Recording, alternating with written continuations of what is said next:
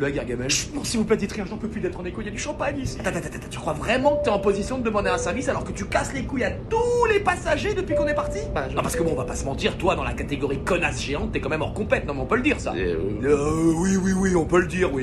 Non mais dis-le, fais un effort, qu'on avance un petit peu, quoi, parce que là on parle d'évidence, hein. La nuit ça tombe, le feu ça brûle, l'eau ça mouille et toi t'es une connasse, hein, y a pas débat. Oui, bon, d'accord, j'avoue, je suis pas hyper facile. Bon, on avance. Champagne, s'il vous plaît. S'il te plaît, fais pas ta pute, me dénonce pas, laisse-moi rester ici. Je te jure que je voudrais bien, mais j'en ai aucune envie. Mais pourquoi? T'as qu'à dire que tu m'as pas vu. Je sais pas, c'est physique. Quand je vois ta tronche, j'ai l'urticaire qui se déclenche, j'ai la colère qui monte et je distribue des mandales gratos. Wow. Alors si là en plus t'es devant moi, ça va être une boucherie, hein. Le rapport Punching Ball et ta face de fion, je vais m'y perdre. C'est-à-dire Bah tu vois le film Kingsman, la scène dans l'église là où ça part complètement en couille.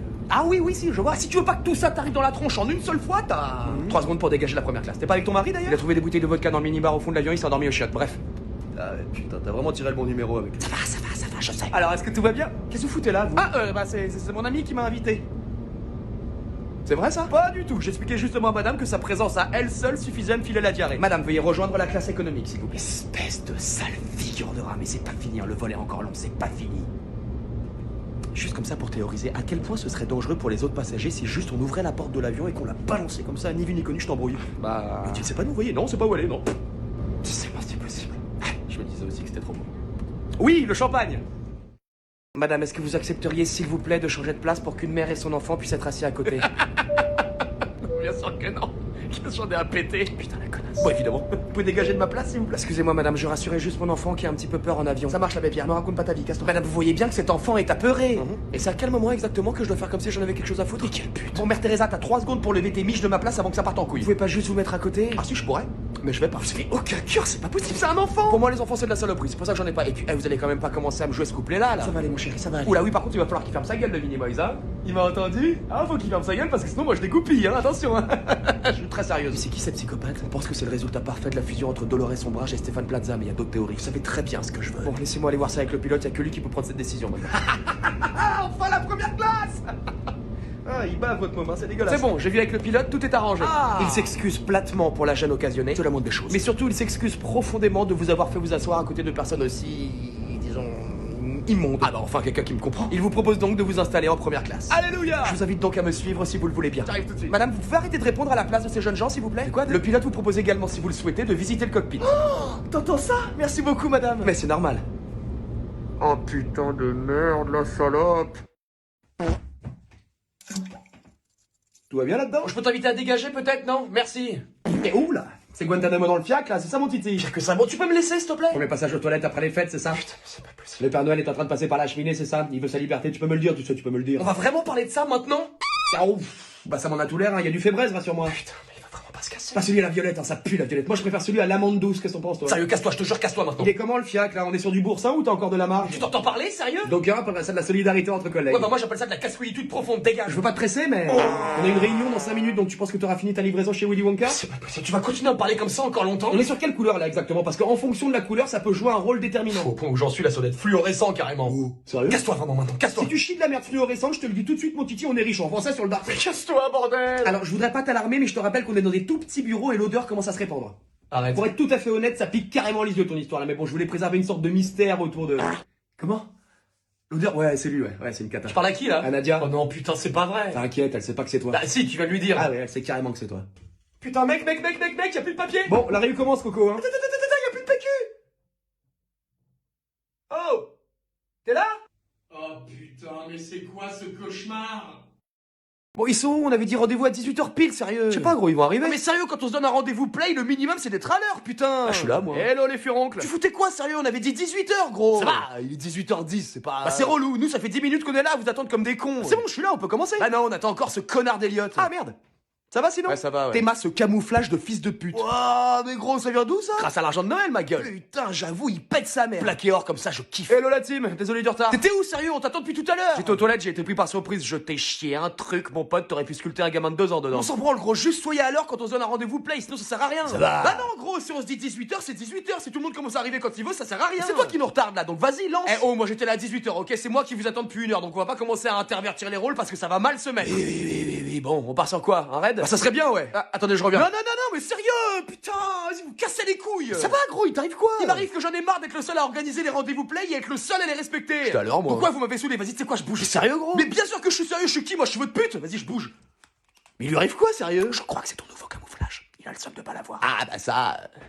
Mesdames et messieurs, nous allons traverser une légère zone de turbulence. Oh putain de sa cousine la tempe. Madame, ça va turbuler. Oui bah j'entends, je suis pas sourde, oui ça turbule. Veuillez attacher votre ceinture s'il vous plaît. Alors, j'ai vu dans un docu que les turbulences ça équivalait à un dodan en voiture, donc je vais pas mettre ma ceinture pour un dodan. Madame, vous devez mettre votre ceinture. Et non, car selon la loi, rien ne nous oblige à nous attacher en avion. Vous saviez ça? On n'est pas obligé. Con quoi, Vous voulez vous fracasser le coccyx ou c'est comment? Non pas que ça me déplaise de vous voir souffrir, hein, au contraire. J'ai les os solides, ma belle, hein, t'inquiète pas. Tiens, toi qui as fait des études, t'irais pas me faire un café là parce que je te vois t'agiter, ça me gonfle. Le signal lumineux étant allumé, madame, veuillez mettre votre ceinture. Non, mettez votre ceinture.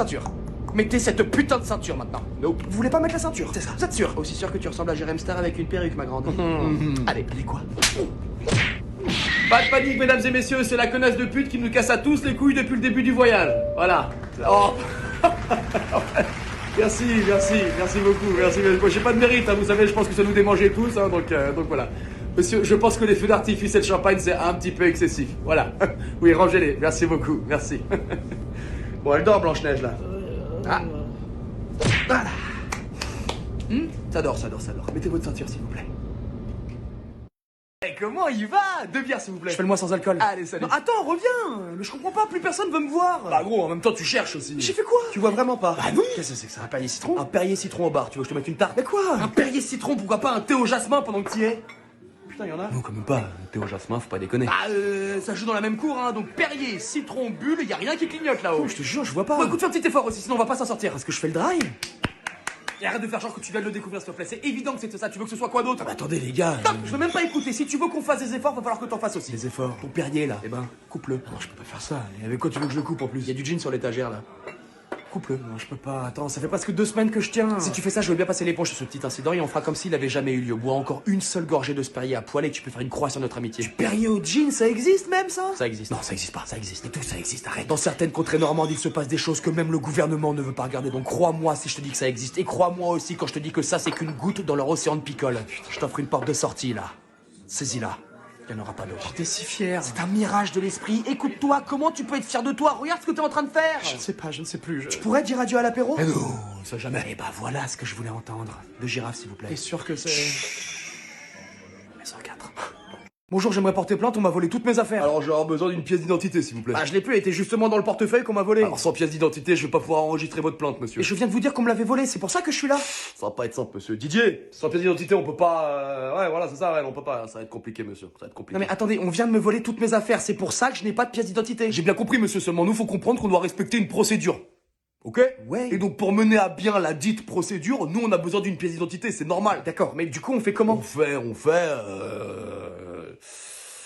Je vais pas vous mentir, hein, pour l'instant, on fait pas. C'est un truc de ouf, c'est quoi la procédure quand quelqu'un se fait voler sa carte d'identité? Le dépôt de plainte, il faut porter plainte tout de suite, sans attendre. Je suis en train de faire quoi là? Monsieur, je vous ai déjà dit, moi je peux pas enregistrer votre plainte tant que vous me présentez pas une pièce d'identité. On me l'a volé, je vous dis. Monsieur, vous allez baisser d'un ton, ok? La violence verbale n'est pas nécessaire le cas échéant. De quoi? Le cas présent. Vu? Ok, mais qu'est-ce que je peux faire alors? Parce que je peux pas porter plainte étant donné qu'on m'a volé ma carte d'identité. Vous êtes sans papier, monsieur? Ah bah là, oui, complètement, oui.